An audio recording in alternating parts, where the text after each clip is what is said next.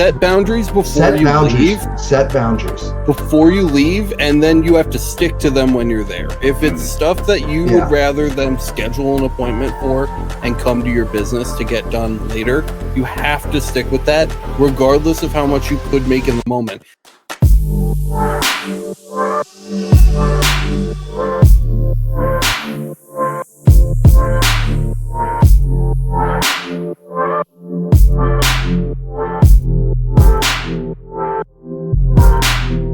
$250, $25 makes you hollers. Hello, everybody. What's up, guys? Welcome to the Laser Source Podcast, number one podcast if you like to holler. Hollers. Oh, my bad. Yeah, Miranda was like, what number episode is this? 128, I think. It's up there. Yeah, we're under 130, but over 125. I know that off the top of my head without checking. What's the under? Miranda really wanted a like DTF machine, and then I showed her one off of JP Plus, and she was like, they're $5,000, and I was like, yeah, if you want to print more than a pocket size thing, yeah, they are expensive. And then she was like, well, we could probably swing it. And then I was like, yeah, it's ink though, so like you have to use it every day, and you don't, like, it gets all effed up, and you can't leave it for any considerable amount of time without doing serious maintenance. And I showed her, I literally, because I knew she wouldn't listen to me about it. So I literally took screenshots on the page on Johnson Plastics Plus where it warns you in giant red all caps letters that you cannot let the machine sit for more than like 48 hours. And she was like, oh, never mind. That's out. We're out. Forget it. But that's where you can order transfers, right? Yeah, you're going to talk about that, right? Don't we have something coming out with that? Yeah, I can do that. I just finished editing Kyle's episode. What's up, Kyle? On how to basically, I forget how you said it. I need to look now, but I really like the way that you wrote it, Kyle. It was, where is it? It was so long, and I was just like, man, I obnoxiously made that description far too long. No, I know, but I kind of want to use it as the episode title because I feel like it'd be really like SEO friendly. Hold on, let me open Premiere. I want to say word for word. No, it's better than that. Alex, where did I even see it? Where did you put that label? Do you want me to find it? You and I have PTSD from the Onajet DTG printer. Yeah, dude, we absolutely do. DTG is no never gonna let it go. No, I'm never gonna forget that time in our life. I'm never gonna forget the amount of money that just. Oh my god! Just so much money. So much went into that. A lot. Well, now I don't remember where I saw it, Kyle. Where? Create a template for any product, form fit any art you want, and align it for production. Thank you. You're welcome. Yeah, that'll be the title of the episode because that's what it's about. It's really good. Kyle did a great job. I cut out every breath that Kyle took in between his sentences to compact this episode as much as humanly possible, because like an hour of footage that he sent me, and he said he had already condensed it. And so I condensed it even more. I got it down to like 25 minutes of Kyle not breathing between his words. And every second that is left is like information about achieving that goal. Can you say it one more time, Kyle? What is it? Oh, I just closed it. Oh, you son of a bitch. This is why we edit the podcast. Create a template for any product, form fit any artwork you want, and align it for production. All right, buddy. Don't get too excited about it. It's a good episode, and you guys are really going to like it. So I just finished the straight through edit, and I need to put like the intro and outro on it, give it the little glam, makeover for just the laser everything aesthetic. But once that's done, it's going up, and that'll be like early tomorrow morning. So you guys will have that to look forward to between 10 and 10:30. On that. Really quick before we go way out of bounds. Thanks to Johnson Plastics Plus, our sponsor for this episode. In the episode, this is what got me off track in the first place. in that episode we were just talking about, Kyle is engraving a really nice like razor blade, like knife, like utility knife blank. This thing is sick. Make Kyle full screen. He just grabbed it. Let's see. There we go. Way to kill the surprise on that. Oh god, my lighting is terrible. They're really cool. Ooh. So he customizes a bunch of blades, and he's not even showing the actual utility knife. But you can get it from Johnson Plastics Plus. There it is. For There's some 15% off, probably using the discount code in the description. They don't include everything on the site, but they include most things, and I'm sure that this would Nice. be. That would definitely fall under it for sure. Yeah, I think so. Yep. So if you're interested in that, you want to get one ahead of time and follow along with Kyle. Did you actually put the files up on the project database, Kyle? If I didn't, they will be. I Okay. believe I threw the files in the edit folder, so one of us will throw them up. All right. Yeah. So keep an eye on the project database too, because you'll be able to download the file that Kyle uses and literally like go You through could it. with him, recreate. so. You don't even have to make the template for that if you want to follow along. Like it's Yeah. there already for you. It's already there. Yeah. So that'll be a really good one. We also have two guests with us today. Anthony's hardly a guest. Michael, you've been absent for a minute though. What's up, dude? Dude, I'm here. I've been busy. I've Yeah, been doing I some know I've been doing some mobile laser engraving lately. That's Oh, been nice. And I just finished shooting at least most of the video, the talking head part of my experience doing mobile laser engraving. So wait. Let's define mobile laser engraving, because that Okay. could be a couple different things. So what are you doing? What I'm specifically talking about is companies have been contacting me multiple. I don't know if they're working together or coordinating, but just saying, hey, can you come out to our event and engrave things live on the fly for people and just take it in the face for 3 days straight? And I'm like, yes. So I've been taking my machine out, setting up a booth, and they pay me ahead of time in advance at a daily rate and all my other fees. And I just sit there and I just engrave whatever it is that they have me to do. It's what kind crazy. of That's pretty dope. companies are these? Like, just like what industry are they in? Well, I have this recent one was at Truist Park, the baseball park. Oh, okay, interesting. And so Truist contracted through a event coordinator to reach out. They had an idea that they wanted to engrave names on dog tags for a military appreciation event. Oh, that's like, cool. That's awesome. like thousands of them. And I was like, and they're like, can you do this? And I was like, yes. You know me, Alex. I was like, yes, we'll figure it out. And so it was 3 days of engraving dog tags, and I set up a little booth, and I brought the epilogue, set up a jig with like 20 jig, and I was just sitting there. I had some people working the counter taking data, and I'm just loading them into the epilogue.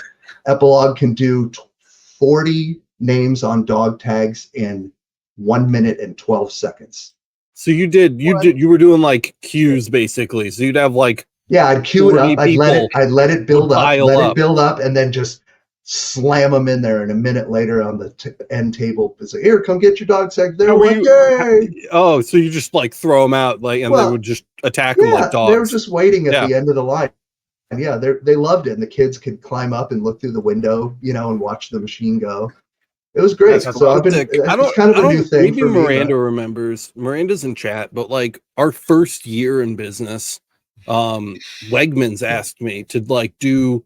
They were having like these big like galas for some kind of like cause or event or something. Wegmans is like a Safeway here, and they like wanted us to do like a bunch of wine glasses for like their sponsors on the spot. For people, and then like they didn't end up biting, because at the time this was like before we had gotten into UV was an unknown quantity at that time, and CO2 Galvo wasn't cutting it, and for glass obviously you're not doing it with fiber, so we would have had to like bring the ohm tech, and it was just like too expensive. They weren't doing enough quantity to make it worth the price. I think that's why. Yeah, Miranda said they wanted us to travel to them with a CO2, which like I would do, but you're going to pay for that. You know, that comes with a cost. And for a baseball field, that Yeah. is probably worth it, you know. But I mean, yeah, it was like 3 days straight, and it was a small item, and I'm releasing a whole video either next Monday or maybe Friday on kind of what I've learned and kind of what to ask when people come to you with this kind of stuff, like the questions you want to ask the client and what kind of equipment did you you should get have. B-roll of you doing it? Yes. While you were there. Oh, dude, that's awesome. And I'll include That's I'll include that in the video. So, and then another company wants me to come and do cups in a few months, and that's going to require 2 lasers because now I got to do names on cups, and they want like 300 cups a day, and it's a 3-day event. Dude, so I don't know where they're do you own a CO2 coming galvo from, yet? but I don't. Bro. No, but I have the I have the G100 now, and I have the Epilogue. So I'll be bringing both of those to this other event to be able to work 2 operator stations at once. That's craziness to me. This is, if you've ever had a sign from God that it's time to purchase a CO2 galvo, it would be this. I would be buying one for that event, dude. It's such a so much of a lighter package. To watch to explain, like if only someone made a video about it. If only someone made a video about how much easier they are to CO2 galvo. Well, the Epilogue Edge and the G100 aren't really that big, Alex. Can fit them both in the back of my pickup truck. They're not. I know, but like they're really big compared to a galvo laser. Yeah, that's true. We'll see. And they're still slower. I don't know, man. The G100 can do that tumbler name on the tumbler in 1 minute. So that's all I need. I get into that later. 1 minute. That's the target for doing these kinds of events. 60 seconds. You get like 1 minute, minute and a half max. Get out of my face. Move on to the next one. If you're doing longer than that, you're not going to be able to serve all the people. That's what it comes. I mean, even then, dude, like 60 people an hour. Speaking of 60 people, depends on how big the event is. I don't know. Yeah, well, you have to do it. You have to do a cap for the day. I'd be nervous. I'm over promising like what I would be able to do when showing up to an event like that. I feel like I'd be like overestimating my capabilities. I'll tell you what they paid me after the show. I feel like you kind of have to do like have a different conversation. I feel like you kind of have to do like it's like the first X amount of people who come, like this will be there, come get it while you can, kind of a deal. Because otherwise, yeah, you could get in a pickle. But that's where and then that is a very important thing. Those are all things to consider. Is like, what if you blow out in the first half of the day of whatever they wanted you to do? It could happen sometimes, or it can be dead slow. It can be dead slow. So you got to make stipulations in your contract. Like, what if this happens? You're still paying me, right? Yeah. If I blow out of your inventory, I still get paid, right? So another thing that, and you probably talk about this in your video, but like, be careful with the time math that we're doing here, because it's never like just 60 seconds per person. No. Like, there's processing. There's like time. Yes. Between that for sure, and I'm sure you go all into that. That sounds like one that people aren't going to want to miss. So that's going up on your channel this week. Yeah, it's just a short one. I'm going to try to get it out by Friday, but it's just it's not terribly long. It was just I've been wanting to like share what I've been doing lately, because I haven't done a lot of it in my career, but I'm starting to get a hang of, after making a few mistakes recently that I keep privately to myself that I could have done better. I'm starting to kind of learn, like, okay, next time, I'm going to do this. I'm going to ask this question. This wasn't really ideal. I can fix this. So I'm just looking forward to seeing you sweat behind a table, man. I miss the days when we rolled into the gun shows. Oh yeah. And we were just like, "What's up? Drop your ARs on the table." And then We'll do whatever you want. Just tell us. We'll make it happen. Like that. That was like that was the butt pucker of a century, though. Like all weekend, dude. From the moment we pulled into the lot till the minute we left, just puckered butthole. It's rough. Yeah. What customers don't you want to make mad? These guys. All these guys. The room full of loaded automatic weapons. Don't worry, my ammunition's in the parking lot. Yeah, I'm sure it is. What's up, Anthony? You look lost, bro. What are you doing? I'm just living the dream, man. And I've gone like a week without firing any lasers. I'm starting to get that itch. My Sorry, wife what? had A week. a week. Yeah, my wife had surgery last Monday. Oh, that's right, dude. That's right. Yeah. I totally forgot about that. She put on a brave face. She good? Mm-hmm. Yeah, she's doing really good. She's recovering Yeah. well. So Good stuff. just The kid's giving her a hard time. Oh, always. Yeah. They're like, yo, mom's down for the count. Let's fucking set the house on fire. Pretty much. Yeah. They're like, fucked Dad's up. the only thing between us and that jar of just like 5 pounds of 5 pounds. Albanese pineapple gummy bears. Yeah. Luckily, Yeah, you've got like the wingspan. I feel like you can kind of like envelop them as Yeah. needed. You Yeah. know? I've gotten really good at hurting toddlers. So it's, it's a skill set. There's your Mark soundbite, really Alex. was like, Oh yeah, no, I got it. That'll be Are we that'll editing go up that in out shorts. for DCF or Or- no? Do we edit that out? That's all right. It's fine. Oh, It's like Reza hurting says, cats, hope but she with has a less fur. speedy recovery. We didn't even say hi to chat today either. Well, I've been waiting Yeah, for we you to dove shut in. the fuck up. All right, well, fine. Let's shut the fuck up. I just wanted to touch base with Anthony. We heard Michael's life story, and then Anthony like barely got any attention. So I was just trying to be polite. Oh, you said all right. Well, hi, Anyway. Jet. Go ahead, Anyway, Mike, go ahead. Anthony, you were saying toddlers. Continue. yeah, I was just, it's been a tough week. So Yeah. I'm hoping tomorrow to get back in the shop and get some work done. So I'm got a little bit of a backlog going, but we'll get through it. For a second, I was like, just bring the kids to work with you. Then I was like, I've met his kids. Don't do that. Nah. Well, they're still in school too. So we have another 6 days of school here. 'cause They're like, make up they're for- like old enough that they could do some damage, but not old enough that they would stop themselves from killing each other with lasers. You know, it's like, but like they're not so little that they'll just like hang out on the floor while you do stuff. You know, they're like at just the right age where they could like fucking seriously injure people because they were bored. yeah, They're almost at the age where you can put them to work. getting there. Yeah. Like that kid at LBX was just like, "What's your name?" Dude, that kid was just like selling machines all day. That kid was Oh, like yeah. 12. That kid was awesome, dude. He was Yeah, actually that's 43 pretty years old and just a short person. All What's your name? It's a ploy. right, go ahead, Matt. Now you got your pause. All right. There you go. All right. So here we go. Copeland got some questions we'll come back to. Oh yeah, ask your questions, guys. If you have Yeah, get 'em out questions, there. today is a Q&A day, and Kyle, I'm sure, is very busy starring the questions you're leaving in chat. So if you want your question answered today, go ahead and type it in chat so that Kyle can give it a star. We'll You swing have back a around lot to of it. smart people plus me that are available to answer your questions. That's right. A lot of Australians showing up, huh? That's Yeah, awesome. like there's literally people from like down under across Getting the pond. Like along. everybody. Hey Google, what time is it in Australia?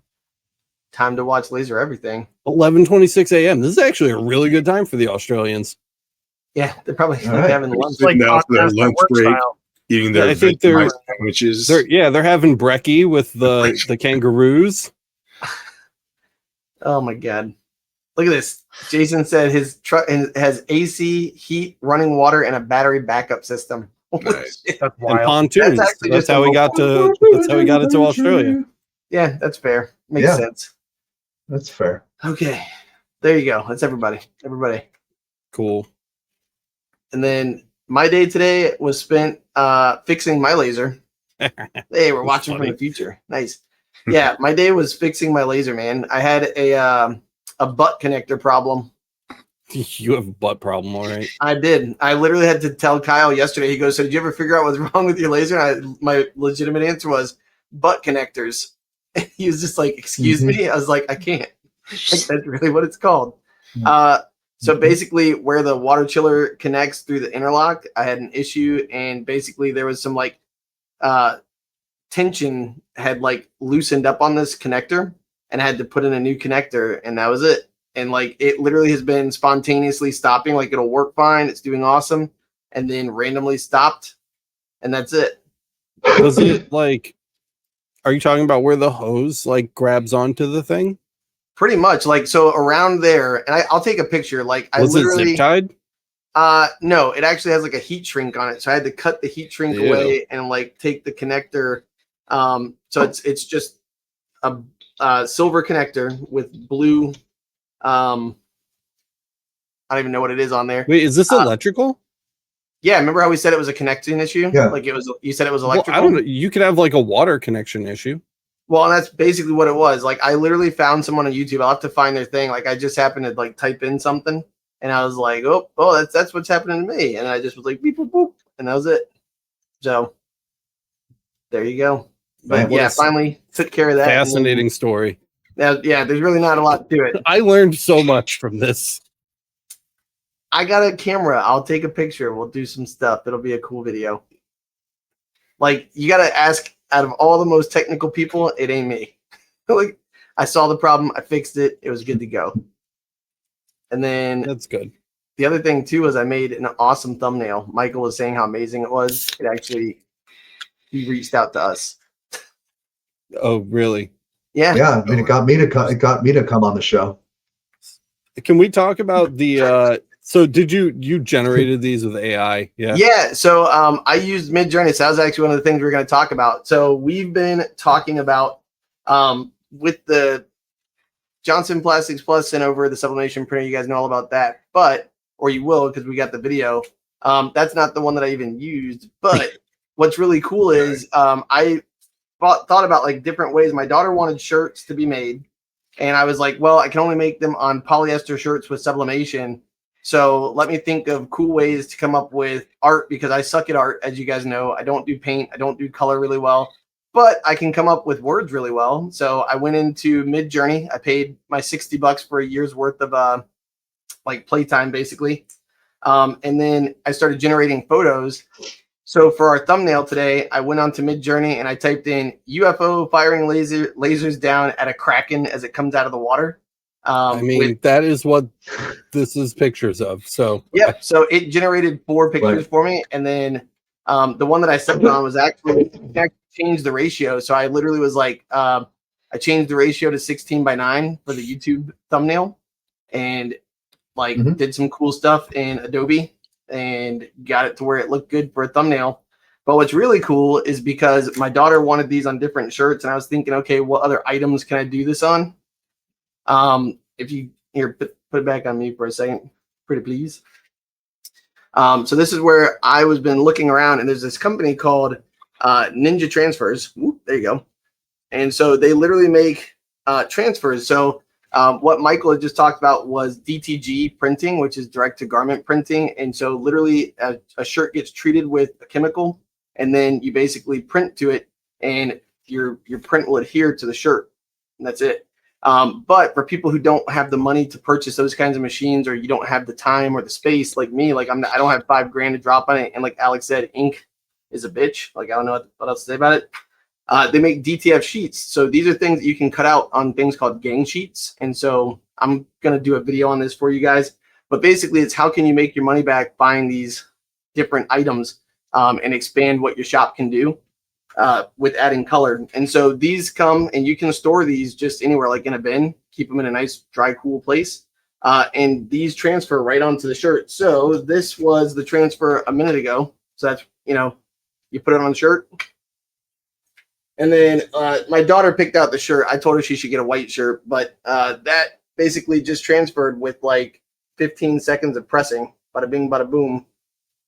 So really cool. So that heat press, pretty dope, actually. Yeah. That one looks pretty cool. That's what I'm saying. So for like, I wish you would have had a white shirt. Like I think it would look cool with like a white or blue or pink or something. But it says, and so this is actually from Ninja Transfers, which by the way, we do have an affiliate link that I'll post for you guys. But long story short, these are all from a pack you can get for free. Like I went on their website and said, please send samples, and for anybody, nobody special. It said, here's our free sample kit, $0. Shipping was $0. I hit send and I put my information in, made an account. And so I guess they get my account information, no big deal. This shirt is a cotton shirt, Jack, I see you asking. So that's just a cotton, I think it's like a poly cotton blend, but the poly is only like 25%. And polyester, in the video that I've got coming out soon, we talk about polyester being 65% for sublimation. So there's really a lot to learn with this kind of stuff, but this makes, I mean, this is 16 cents per square inch is what these come out to. The other question was, what material or what will they transfer to anything that can handle the heat? Oh yeah, yep, Jason's saying it. They'll transfer to anything that can handle the heat and temp. They actually make permanent stickers too. So you can actually get sticker sheets where you could have your kid or sell them or do whatever, and basically with an iron, so you can make little tiny ones that you could hand out to people and do that. And Vince is saying he does DTF transfers onto wood. Do they go onto acrylic? Yes. So literally everything. And the nice thing about this with sublimation, moisture matters a lot, because with sublimation, gasification happens. So literally the ink turns into gas and adheres to the substrate that you're putting it on. So you have to preheat it, wait a little bit, put the thing on there. And there's nothing wrong with that. You really should have the affiliate link in the description. Yep. So didn't know we were talking about it today. I didn't either. Anyways, I'll put that in there while we're talking next. But these are really, really cool. And for like 30 or 40 bucks, I'm going to make some, like, so I've got these hats laying around, and I'm actually going to make some hats using them. So I think it'll be pretty cool. Ooh, there you go. Yeah, that's what I'm saying. So that's what's really cool, is you can literally take these, put them on a hat, and have full color hats. So you can literally do like I've got a couple designs that are coming. I made a gang sheet for 35 bucks. And it's 2 foot by 2 foot, and it's everything that you can put onto it. So I'll share that in a minute too. So there you go. Shout out to Ronnie Halleck. I don't know if Ronnie's actually here right now or not, but if you heard my phone bing, it's because we got a new patron on the new Make Army Patreon. If you guys don't know what that is, if you don't need all of the amazing resources that come with the Laser Master Academy and you just want to support the channel, there's new ways to do that. And you can find out more right here at lasereverything.net/support. But yeah, the Laser Master Academy can be a lot for some people, and some people, believe it or not, really just want us to continue making videos on the channel, and they want to support what we're doing. We're really grateful for that. You can now support us via Coffee. YouTube memberships have been completely revamped. Patreon and LiberaPay. There's a nice little key that tells you what you get and what payment methods things accept. The Laser Master Academy has very infamously only ever accepted Stripe, and there is no sign of that changing in the future. So we wanted to offer a couple options that accepted PayPal as well, especially for our friends in the EU. If that sounds like something that interests you, check it out. Again, it's lasereverything.net/support. The Patreon's actually picking up a little bit. It's been up for like 2 weeks now. We got 15 total members, 5 paid. So shout out, guys. Thank you so much for participating in the new Make Army line of supporter. Thank you. It really does make a big difference. So just want to shout that out real quick. Man, got a lot of stuff going on. How are our stars doing, Kyle? We got some questions built up. We got like 9 of them, I think. 10 of them. Cool. We can start. I mean, we just hit 30. Yeah. So Al Copeland says, I bought a Momport rotary. Do they make an adapter to keep the cups in line? I don't really know what the Momport rotary looks like, so I'm going to pull it up too. Yeah. Looks like they have a couple options. I see hot dog rollers. Yeah. You see wheels. Yeah, we'll do it this way. Yeah, what got the Rotoboss knockoff going on. Yeah. So if you got the first one here, this is your old hot dog roller. No, you would have to like custom make one for that. I'm pretty sure. Because if you look where it is, you're basically, there's nothing to like put it on. And you also have to like find a way to get around the belt that's here. If you got this guy here, again, no, but you might be able to find one on Etsy for something like this. There's a couple of people who make like printed out ones with a wheel and stuff, or like a bump guard. Here's your another hot dog style rotary we covered, and another one. And then this guy here is very similar to like the Rotoboss, Pyburn, or similar, where you have like a leg that can kick up. Although this one doesn't have the alternate side. But at least this one comes with a clip. I'm assuming you're not talking about this one because that's what you're asking about. So no, you'd probably have to make one. Sorry to say.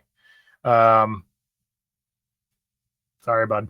Didn't I see somewhere, might have been years ago, where people were using rubber bands to like wrap around the cup through the rotary wheels to help keep it like secured to the drive wheels or something. I don't know. Maybe that was something I saw a long time ago. Would that not work with the hot dog roller? I've never used one of those, honestly. I mean, It could work with a hot dog roller. Yeah, Jason you'd have to like made those, didn't disassemble it and get the rubber band around the wheels, right? And then bolt them back on. But after it's on there, you could I probably mean, you just could remove technically the cup. get kind of a loose one, and then every time you put a cup in, just stretch it up and then snap Yeah. it back down. Yeah, Yeah. that would work really well. I don't see why that wouldn't work. Yeah, could even like throw one at the top, one at the bottom, even. Yeah, something like that might work. Miranda said boys just got married. Yeah, on Sunday. Congrats, threw that boys. Congrats, And boys. Diana. Congrats, guy. Outside of that, I don't really have any ideas. Michael had that solid one there with the rubber band. Most of the time when it comes to like these budget ones that are between 100 and 200 bucks, a lot of the time there aren't readily available accessories. Sometimes you can find them on Etsy, but usually you just got to kind of like 3D print them or like laser cut one out of acrylic or something and like cut some bolt holes and screw and tap some holes and whatever else. Another tip, Alex has Just in the background Oh, here. there he while we're is. chatting. I lost track of what I was saying. I got distracted. Sorry, I by the distracted you with Boyce's beautiful imagery. Yeah. Boyce was on the podcast. If you guys are new here and you don't know, Boyce was on the podcast with us for a very long time. Yes. And his business was so successful, he basically had to cut something, and it was us. No hard feelings, Boyce. But yeah, man, he finally got married to the love of his life, and we're super stoked for him. These look great. We man. love to see the good stuff. So Yeah, that's super cute. Anyway, just wanted to throw that out there while I was paying attention. we got Florence. Are you going to discuss about laser or just chatting about everyday life? Yes. When did we? Yes. Jason. So what are you guys Anderson. doing Hi, Saturday? Hi guys. I asked about an OM-Tech last week. I found a Boss LS128 105 watt with 5 hours of use. For 5K with a rotary chiller and some extras. I jumped on it, but curious your thoughts on it. Matt, how do you feel about your Boss after the last 3 days? Honestly, like it's still a great machine. So it's 3 days of frustration in the midst of 5.5 years of using it. I feel like as far as like if we're doing a like peas to carrots, that's 3 days out of 365 times 5. So it's pretty solid. Not percentage. bad. And even then it was a quick fix. And I'm sure that if I needed to, like I don't have any pressing jobs. The good news for me is I literally just got done with so much work that I'm just like, I actually said, I took one of the guys from Discord and I were talking this morning. I think it was Bunny Washer. And like, we literally were like, he was saying, say no to people. It's okay to say no to people. And I was like, yeah, I do need to say no to people. And so that was definitely one of those things where I was okay. I didn't have any huge work that I couldn't get done with the Galvos. And that was the other nice thing is I got the Galvos as backup. So I had a couple of big 20-inch olive wood boards that I had to get done. And I just lined things up nicely, measured it out with a little pencil marks and knocked them out quick. But it's a good one. So looking at the Boss, if you're getting it for cutting, I would definitely recommend if you can afford going up to the 155, I think they've got as an option. That's what I use it for. It's a great cutting machine. I got the California Air Tools to push it for the deeper cuts. I've cut 3/4 inch stuff before in 2 passes, but I've only had to do that once. But it would consistently cut 1/2 inch stuff and for $5,000, that's super cheap for 105 watts. I feel like so. I will say one of the things that we've run into with Boss Laser, we actually recommended. I'm not shooting them down or anything. I'm just giving information.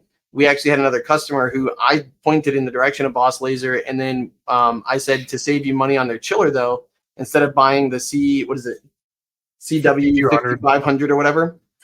I said, why don't you buy Light Objects? And I said it's actually going to save you like $300, and it's the same machine but a different paint coat, you know. And when they told the people at Boss that they were going to buy a chiller from Light Object, they were like, "Oh, that's going to actually make your warranty not work anymore."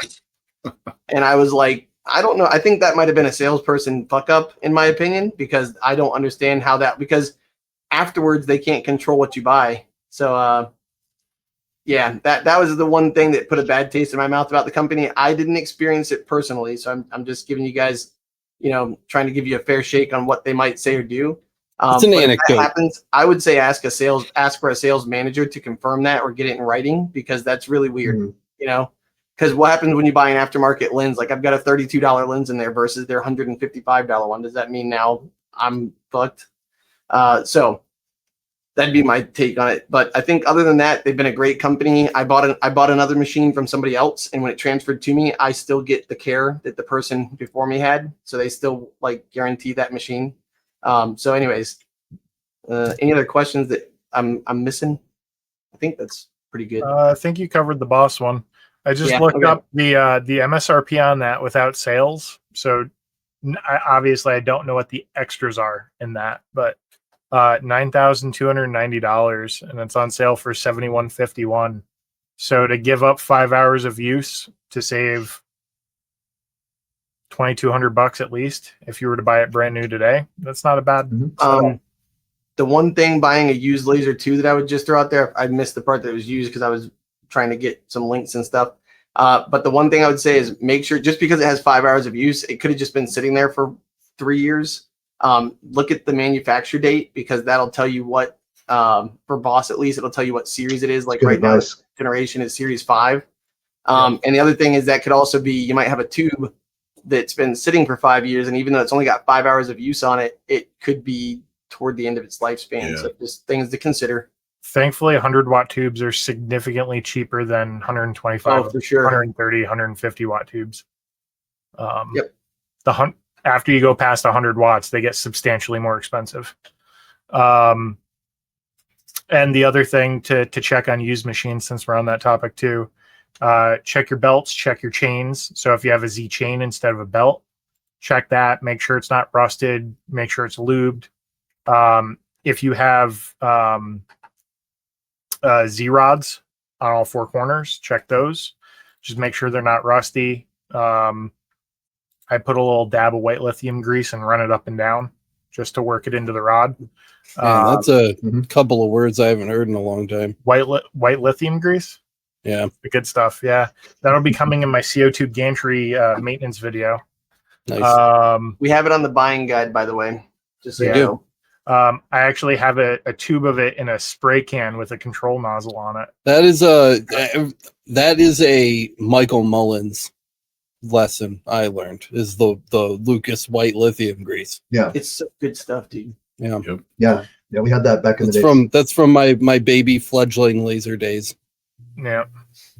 And the only other thing I can think of is check the condition of the cooling passages in your tube. So look around the stickers through the tube, check the cooling pass, make sure they're not full of like algae or gross crap. Maybe flush the system. So if it has been sitting, if you check that manufacture date, just give everything a good flush, fresh distilled water. Cap full of bleach. Yeah. And nothing else.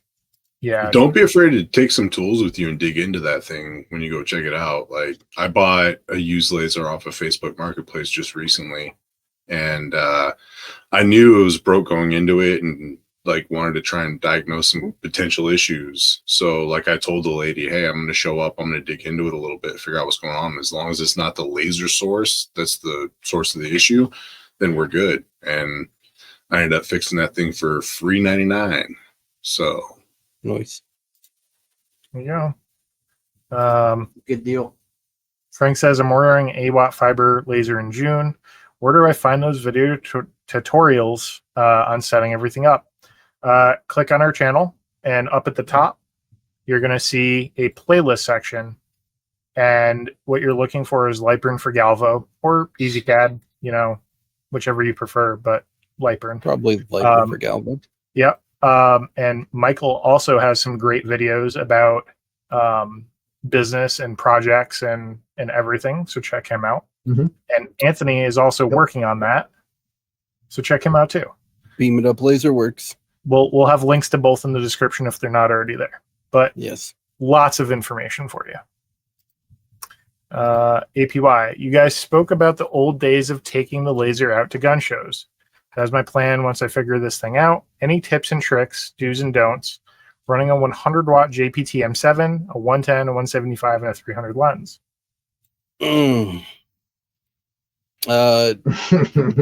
Be expensive. I think Michael and I mean, I don't know, you're the boss man in this recollection. Dude, but that was our first time, you know. We just said let's go and see what happens, you know. Yeah, I think across the board, looking back, we probably should have charged more. For sure. Oh, for sure. Yeah, you can't do shortage of work will not be an issue for you, and you're not going to do everything that you are asked to do while you're there. So, one, make sure I would bring somebody that can just sell your business to the people that aren't getting stuff done that they want done on the spot, because you can't do that and work at the same time, and you're there to make money. So make sure somebody's making money and somebody's selling the business.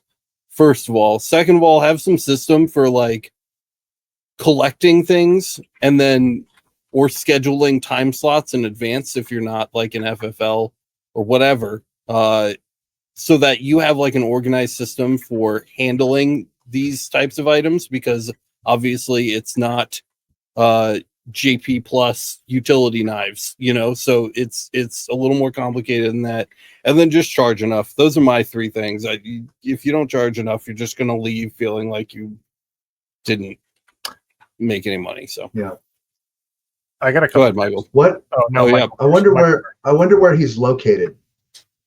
Yeah, true. That matters. What state he's in. Yeah, knowing local regulations, big thing. Yeah, that was the one thing. The one thing I immediately realized that we didn't really account for was like I had come up with this concept that we were going to have like a tattoo book, right? All these preloaded, ready to go vector files that people could pick from. There was like a military category, there was like a America category, there was skulls category, you know, just anything that we thought people would want to just quickly get put on their magazine well, or, you know, maybe a PMag or whatever it was. Yeah. And not a lot of people were interested in that. You know what they wanted? They wanted their own stuff. I remember them wanting their own stuff. Oh yeah, I got my logo right here. Can I just send it to you on your email real quick? And now you're dealing with tracing and vectoring and cleaning up. And, you know, like Alex said, there's going to be plenty of people, and you're going to get the knife guys too. Knife guys are going to come by. They're going to want something cool on their blade, so be prepared for that too. Just because you're at a gun show doesn't mean that other people with other objects aren't going to. So if you want to make the most of it, you're going to have to limit to the size of the engraving you can do, the complexity of it, and you're going to have to say no to certain things. You're going to get people that are going to ask you if they can drop off their pistol and you can do full filigree work and come back and get it in an hour. That's the kind of people you're going to get. And you're just like, no, but that's where Alex said, have somebody who can take that order and do it later. Set boundaries before you leave. Set boundaries before you leave, and then you have to stick to them when you're there. If it's stuff that you would rather them schedule an appointment for and come to your business to get done later, you have to stick with that, regardless of how much you could make in the moment. Even if you could do it in one day there at the show, if you do that one piece and you make $500 or whatever, all of the people you could have had a positive interaction with at that time at the gun show have Opportunity now been cost. pushed aside because you had to focus on that one job. Yep. I have a All those people, we question. had to turn away so many people. I remember, Alex, and we probably at least 20 pissed off people that were waiting in line that we just couldn't get to because we started taking on. We stayed late multiple Yeah. days. We started taking on custom things here and there, just trying to laser our way through it. But yeah, you don't want to end up with people pissed that they couldn't get something done. I got a question for Michael. So knowing all that, because that's really good information, have you ever thought about, and this is just like, as I was listening to you guys all say that, would like, because if you've got like your helper with you or like your secondary, would you be able to have like a Google form, like a QR code to a Google form where they fill out all the information and they could drop off the piece and leave it with you? Would that be something you'd want to do? A lot of these dudes they're kind of old school. I don't think some of them think that was really convenient, and other people would be like, "What?" I don't have a cell phone. Leave me alone. Yeah. Well, and I'm wondering too, like you said, those pissed off people.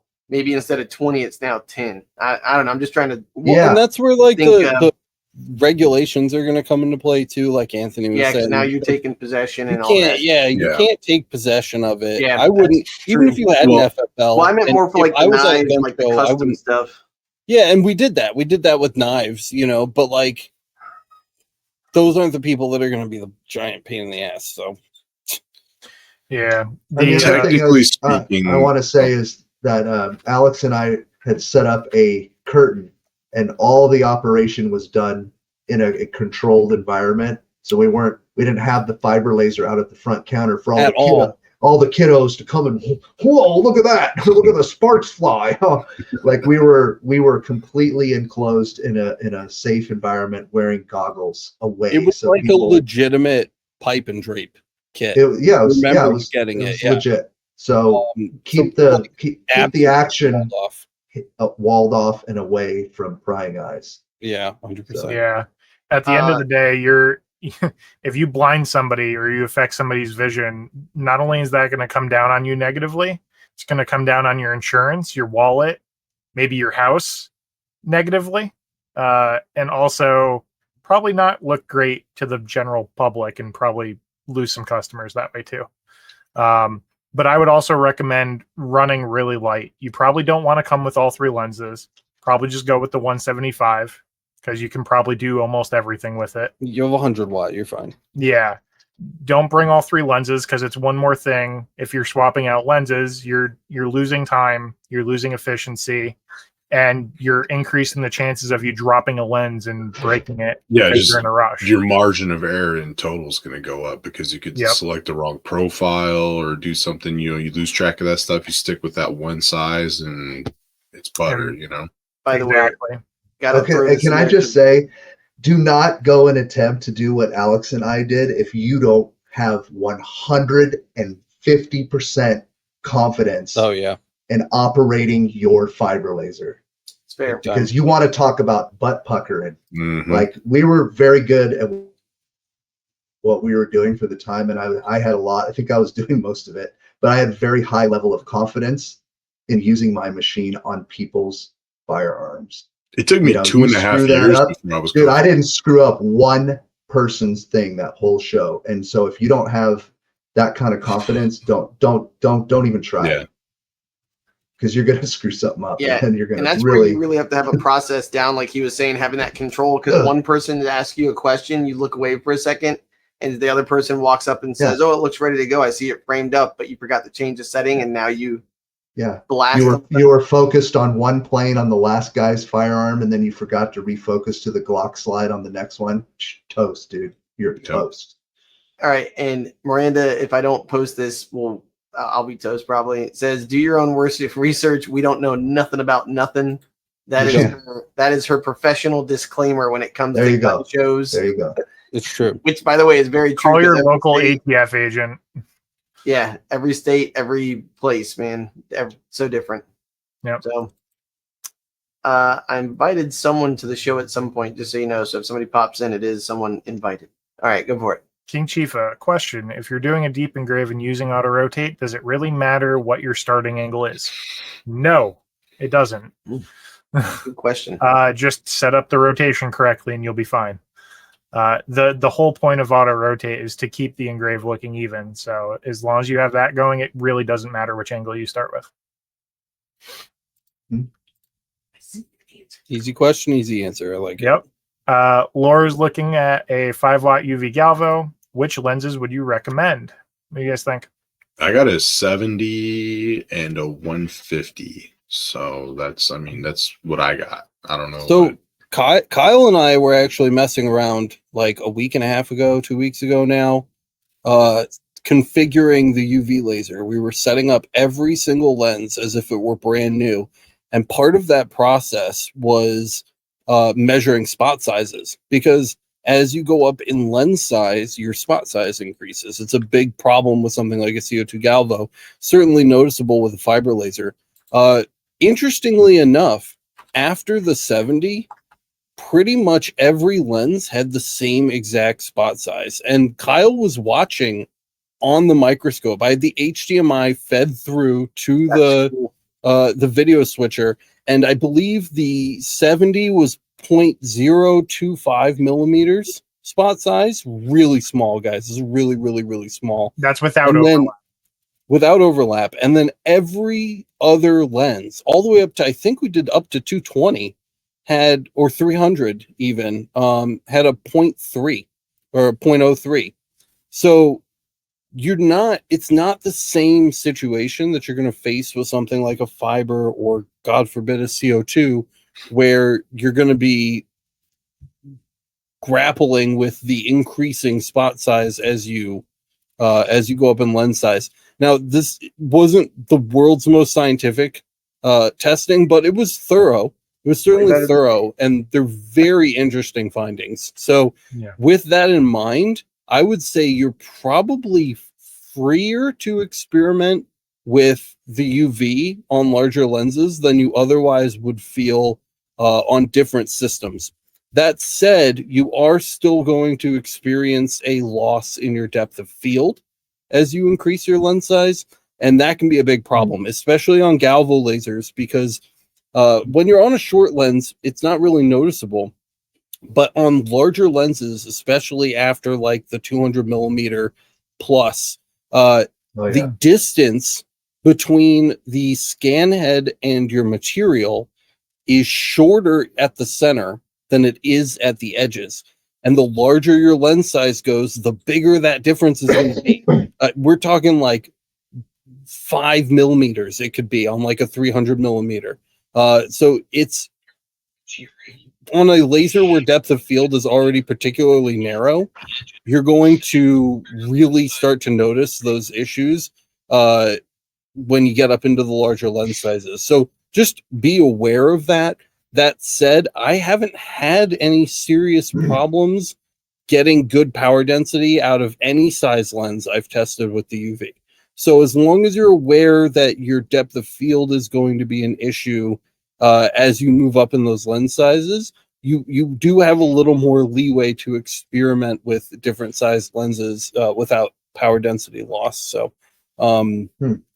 start small. I would start small, just like with anything else. You're going to see the most power density with a small lens, and it's going to be the easiest to learn the, quirks of each lens if you start at a lower lens size and work your way up. A lot of people like to start at the biggest lens size, but those are the most difficult to manipulate. So start small, work your way up as needed, and you'll be fine. I think a nice even spread, like a 110 and a 210. I don't even think you're probably ever going to want to go bigger than that. Yep. By the way, hi, Jason. Hey, it's Jason Wright from RotoBoss. There he is. How's everybody doing Sent me a tonight? message like 15 minutes ago, Hanging out, like, man. bring me in, coach. Let's go. Oh, Mike wants to know if we have any X1 or F1 Ultra predictions from X Tool. It will be expensive. Yeah. It looks expensive. Are you getting one of those, Michael? Just landed in my garage today. Oh, God damn it. Will you email them and be like, Dude, yo, my boy over at dude. Laser Everything?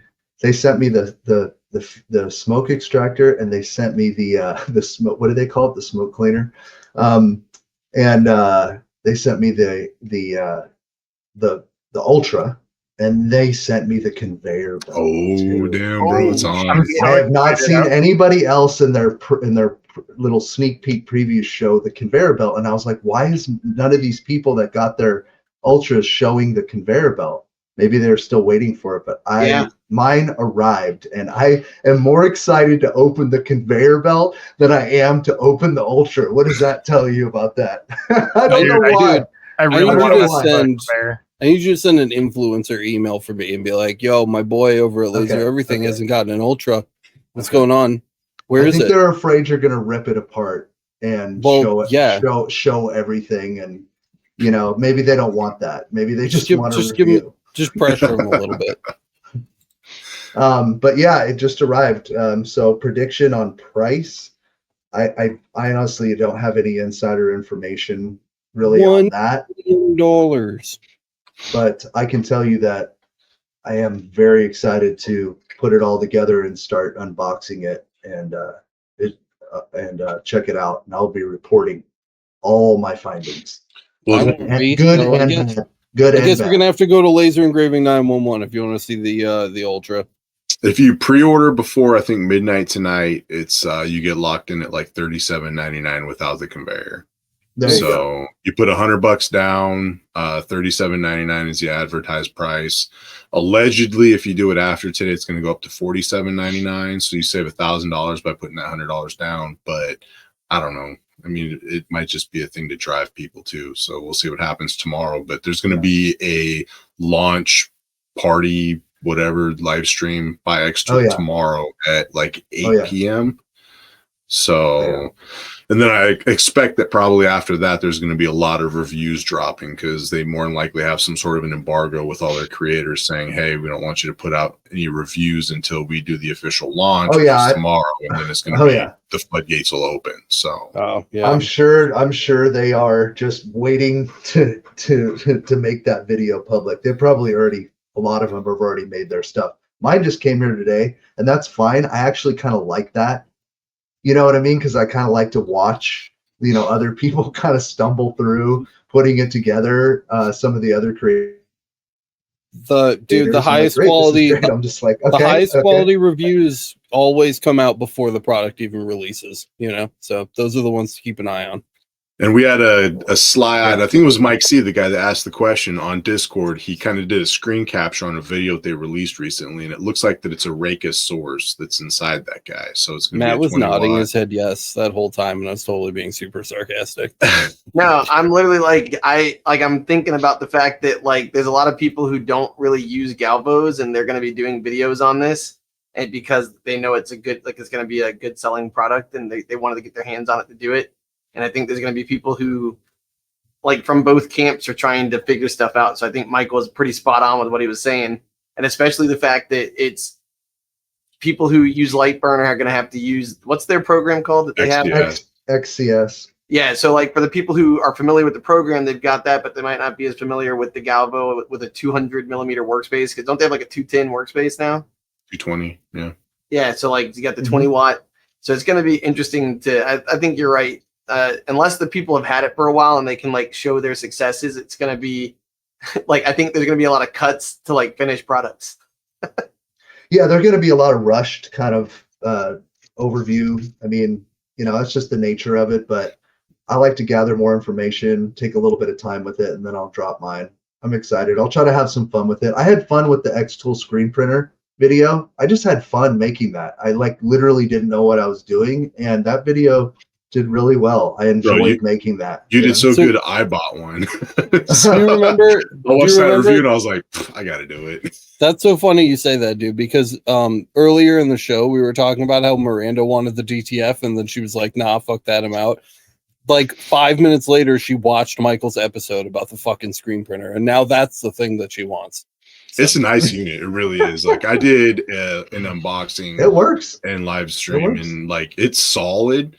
Really well built, contraption. I don't want to call it a machine, but you know, Yeah, whatever dude, it I is, used to it's be an solid. X-Tool hater, man. I thought they were all marketing, but like they fucking make some nice shit. He, so. dude, when he did the unboxing, like I was actually in the studio, you know, like I was like watching him do the unboxing, and all he would say is like, the boxes are so pretty and so nice, and he just like really having like a good time with that. Speaking of DTF, Jason does DTF, right? Like you've got DTF transfers. Do you sell them, or how? Like, what do you think of DTF versus DTG and all that? I know it's kind of going all over the place, but what do you think? I mean, the DTF is more versatile. The DTG is specific to garments. You got to pre-treat, post-treat. Sometimes you got to heat press as well. So I mean, there's a lot of extra steps with the DTG. With the DTF, you just do a heat transfer. Press, transfer, done. Yeah. That's pretty dope. So and there's a lot of stuff you can do with the DTF over the DTG. It's like putting it on pretty much anything that'll accept the heat and the pressure from pressing. You can stick it to. We've done it to cups. We've done it to hats and shirts and bags and all kinds of different stuff. I know a Acrylic guy that is was tough. doing it on canvases, like blank canvases, and he was doing Yeah. DTF on that, making artwork and stuff. It was pretty cool. I like the what I thought about UV. too I like was, the UV print fundraisers. on canvas. So here's a weird question.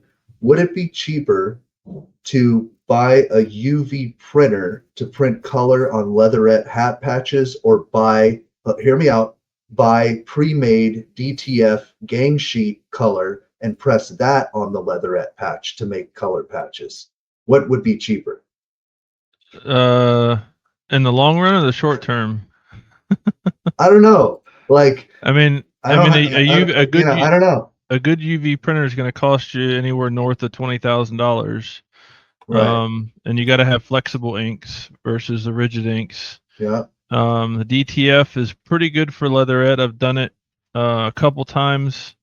But the problem with that, just like if you use hard ink on UV, is it's going to crack. As the patch flexes, it's going to crack at some point. I mean, it stretches to an extent, but you know, it can still crack on you.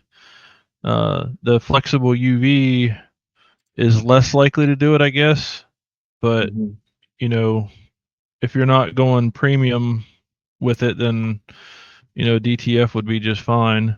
See, that's a good question, man. Alex, I think that we should just LogoJet should just send us each a UV printer, and we'll put it to the test against the DTF.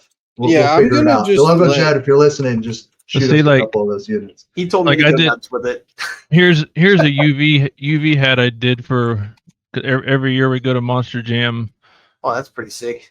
That's UV printed on leatherette, but the problem with it is I don't know if you can see it.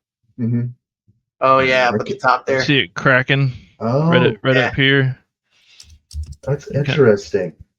But I mean, it works. Like when it's relaxed, you can't see the cracks. But the flexible inks will be a lot better. So you got that. But when you see the cracks, they sell a set of flexible inks if you want to load your machine with that. Is that what you're saying? Yeah, pretty much. The ink that I use on this, I haven't switched over to the flexible yet. But that was a rigid. I just wanted to try it. 1 and 2, I usually embroider them.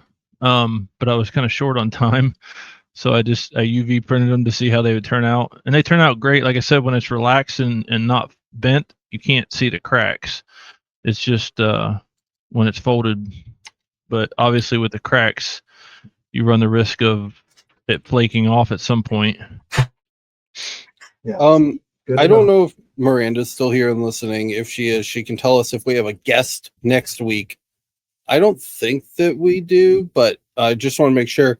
Jason, I told you that you could pop in for the last 10 minutes. I was hoping for like a little sneak preview of what you are going to come on the podcast very soon to be talking about for an hour. Are you prepared to give a sneak preview for that? Let me see if I can find it real quick. All right. I'll share the screen. while he's doing that, the one thought I had to go with what Michael said would be like if you're doing events like he said, that's where I wonder like Richardson and other companies make the 5-panel instead of 6 so that it's just one flat panel. And that's where I'm wondering if you could just like for an event make, you know, X amount of like I'm gonna take the risk and I'm gonna spend $600 on hats. I'm gonna spend $350 because I think the patches come out to like $3 a piece, the prints. Yeah. So like I'm gonna spend. So if I drop $1,000 and I sell the hats for $25 a piece at an event, you know, like that's a pretty good profit, like $2,000 profit for a day. And then the other thing is you don't even have to put those on the hats if you don't want to. You could just take the loss on that and then make the hats later with something else. So You can. Yeah, that's what I'm saying. Like I that's feel like there's a lot of flexibility. a lot of people do that with the DTF stuff when they go to shows like that. They'll just bring the transfers ready to put on, so that way they didn't waste the hats. You know, still got the blank hats at the end of the day. Eat it on the transfers. Yeah. So, And that's where you just like, hey, I'll sell you a transfer for $1. Here you go. By the way, LBX is coming up. I think Laura was mentioning in Resin Studios was talking about LBX coming up in New York. What? I'd love to go to LBX next year. Depends on how far into New York it is. It is. I can tell you exactly how far into New York it is. It's like 8 blocks away from the Empire State Building. It's wow. It's a little more, but not far off. It's like 5 blocks away from Madison Square Park. Yeah, it's in Manhattan. It's a 20-minute taxi ride from LaGuardia or a 30-minute taxi ride from JFK. If that helps at all. But it is like in the middle of the island. Mm-hmm.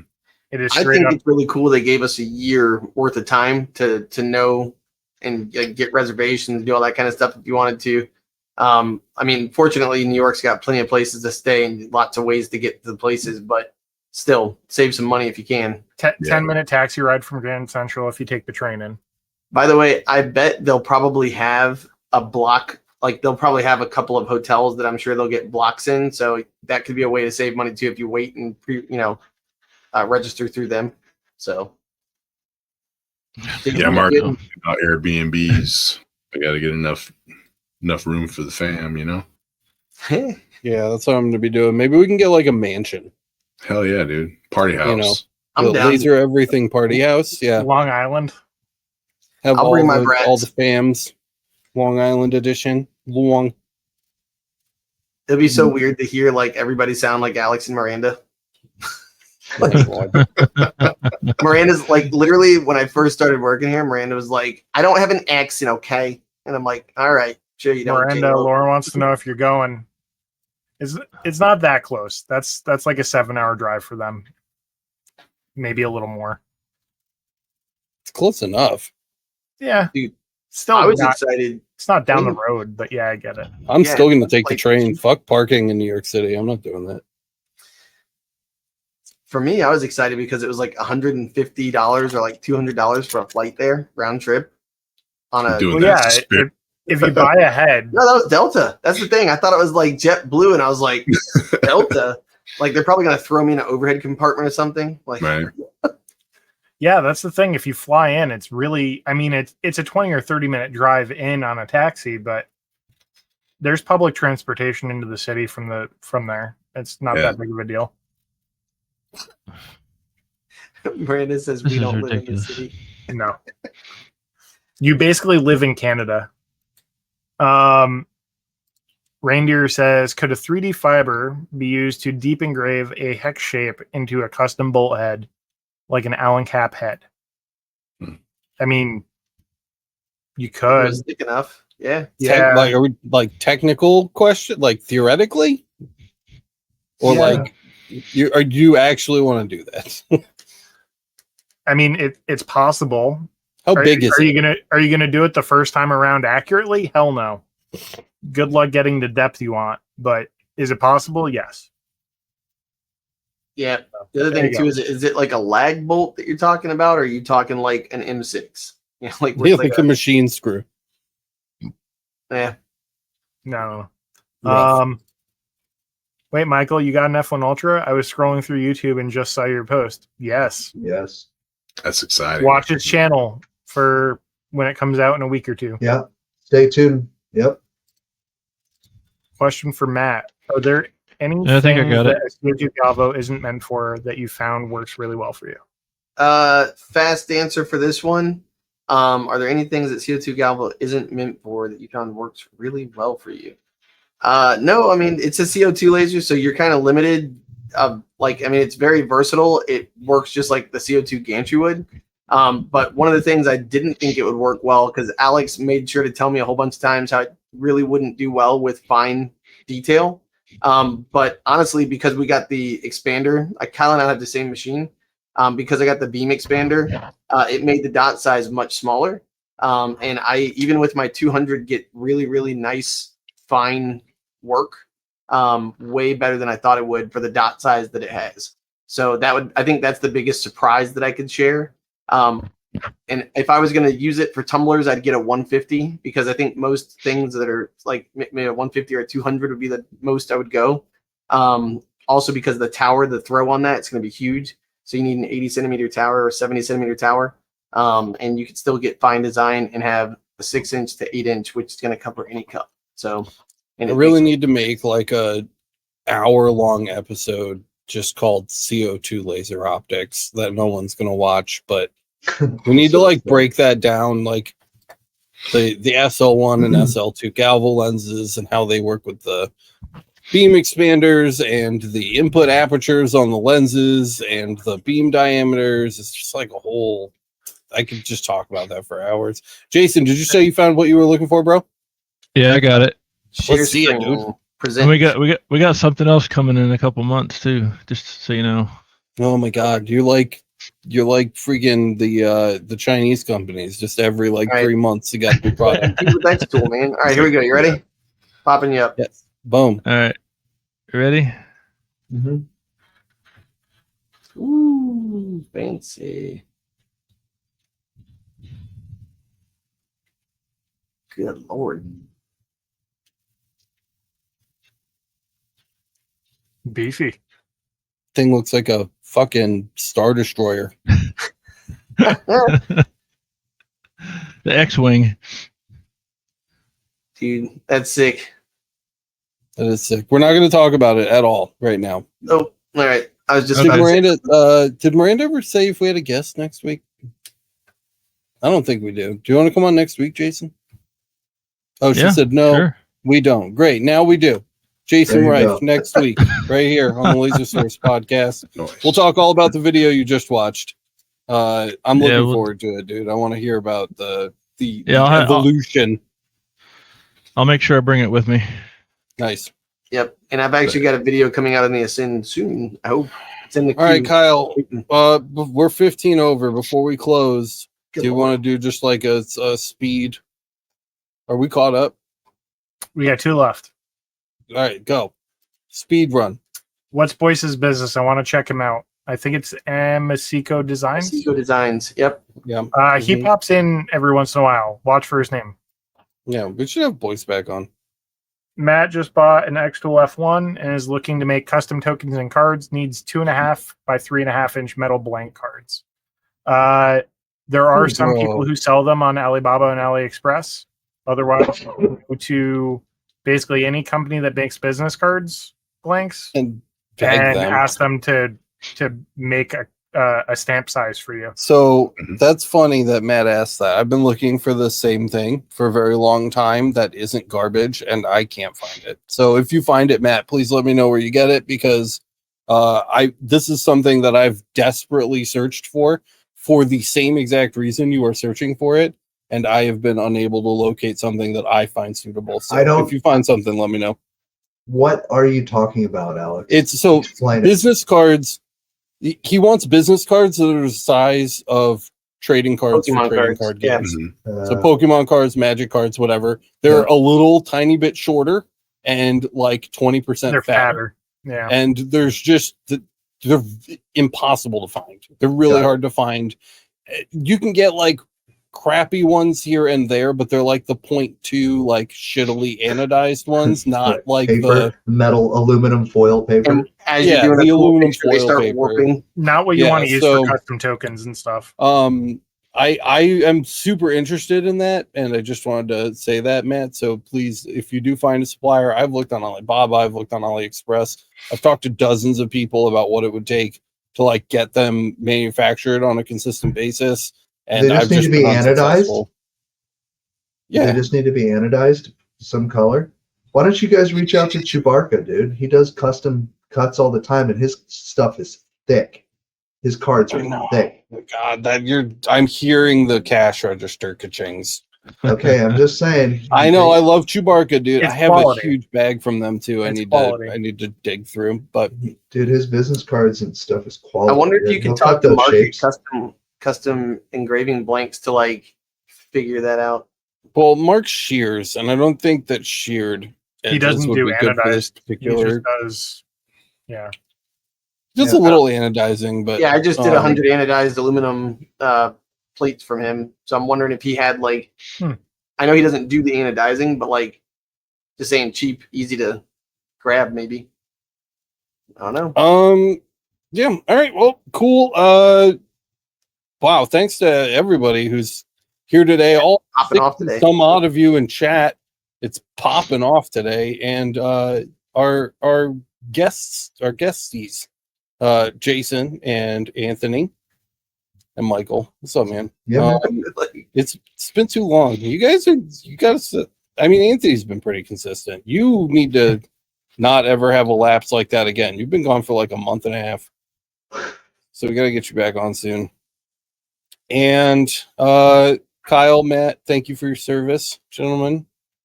Appreciate you. If you haven't already, smash the like button. Do it for the gummy bear.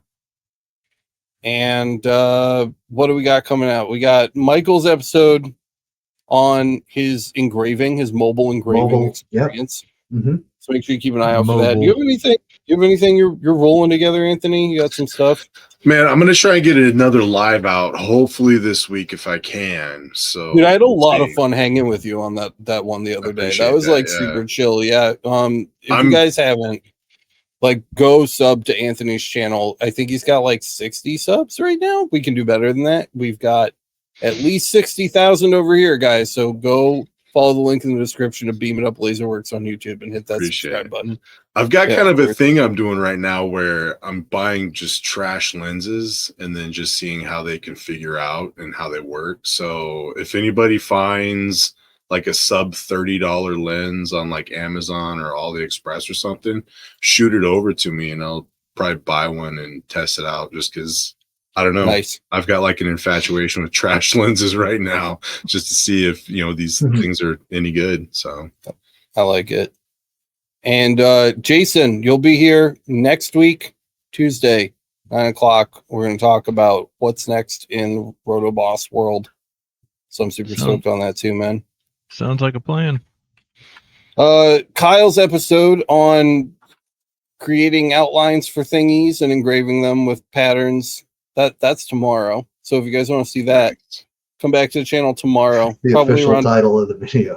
10:30. I don't remember. Kyle probably has that's the official title. Make that the title, dude. Kyle has the official title. What's the official title, Kyle? Making stuff and things and stuff and things. With lines. You're fired. And outlines. Create a template for any product, form fit any art you want, and align it to production. There you go. And Matt, I don't know what Matt's doing. Matt's doing stuff. What are you doing? You're making thumbnails. All right, guys, that's it. Oh, go ahead. Like I say, I've got the sublimation one that I've got, and I've got the Jason's Ascend video because I had that huge order that had like all different kinds of cups, shapes, and sizes and colors and everything. And it was just like showing you how easy it is to make your money back fast with that thing. Everybody in chat now is like, me too. We did a shout out last week for Resin Dragon Studios because I was shitting my pants about resin. That's awesome. Go check out Resin's channel. And apparently Laura's on YouTube, Laser of Love Creations. Did you guys know Laura had videos? No. I did not. Apparently she does. Yeah, and there's also 3D HP down there, has a cool channel with all kinds of... Oh yeah, on 3D printing if you want to do that. Welcome to Shout Out Hour. All right, guys, that's it. I'm leaving. Yeah. Go to bed. Go find something to do. If you're in Australia, pet a kangaroo. Thanks so much for watching. We'll see you in the next one. Night, Another everybody. shit on the bye. Bye. Adios.